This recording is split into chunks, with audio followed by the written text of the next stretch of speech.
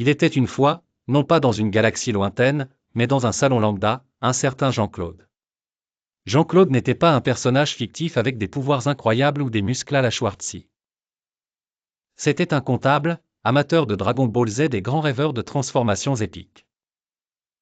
Un soir ordinaire, après avoir fini de jongler avec les chiffres pour le compte d'une entreprise de Tupperware, Jean-Claude se retrouva devant son miroir, un vieux drap fatigué enroulé autour de son cou en guise de cape.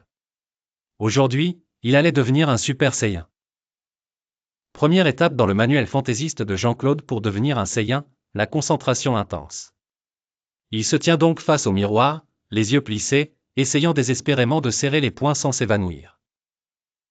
Le chat, baptisé Végétaux, le regardait d'un air sceptique, se demandant probablement pourquoi son humain allait bientôt devenir une pastèque stressée.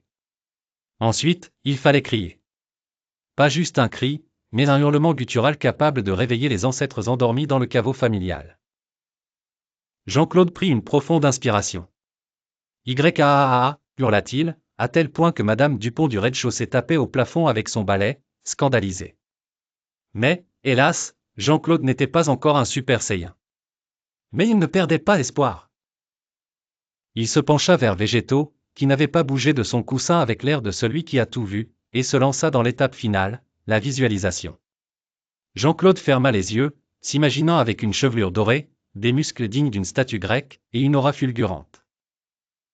Il était prêt à invoquer toute cette puissance inédite pour, qui sait, affronter les forces obscures de sa pile de documents à expertiser demain.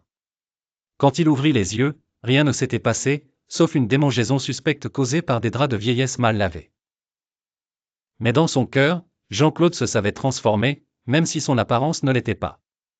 Après tout, être un Super Saiyan, c'est avant tout une question d'attitude, de croyance et, surtout, de tolérance absolue à l'embarras domestique.